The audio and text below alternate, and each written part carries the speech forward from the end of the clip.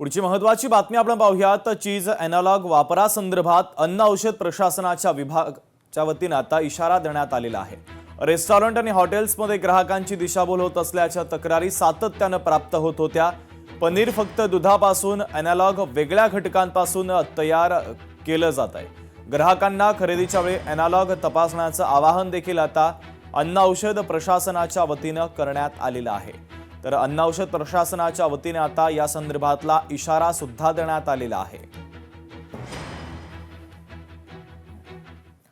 भारतीय जनता पक्षाच्या युवा शक्ती जागर यात्रेचा आज शुभारंभ होतोय।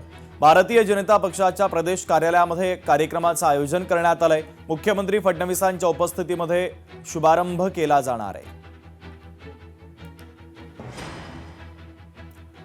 चंद्रपूरच्या महिला खासदाराचा शासकीय कार्यक्रमात अवमान करण्यात आला। खासदार प्रतिभा धानोरकर त्यामुळे संतापल्या। महानगरपालिका आयुक्तांच्या विरोधात थेट दिल्लीमध्ये तक्रार केली। भाषण सुरू असताना मुनगंटीवारांना जाणून बुजून वाजत गाजत मंचावरती आणलं।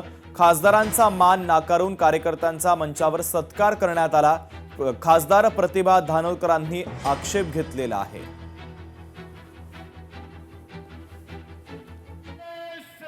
जनतेच्या वतीने राजमाता राणी हिराईच्या चरणी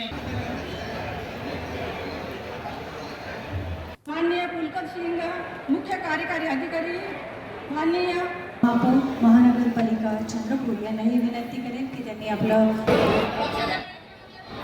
सांगलीमध्ये श्रीनाथ देवस्थान ट्रस्टच्या कारभारावर संशय व्यक्त करण्यात आला। गाभाऱ्यातील चांदी दुरुस्तीच्या नावे काढून नेल्याचा आरोप आहे।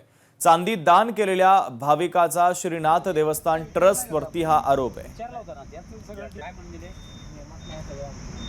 नियमात त्यांच्या असेल हो, पण आम्ही चांदी घातलेली आम्हाला पाहिजे ना। तुम्ही आता कुठं करणार आहे हो, कारण 4 महिने त्यांनी आम्हाला देतो म्हणून पत्र दिलं, देतो म्हणून नंबर दिला हो मला देवपुरे साहेब फोन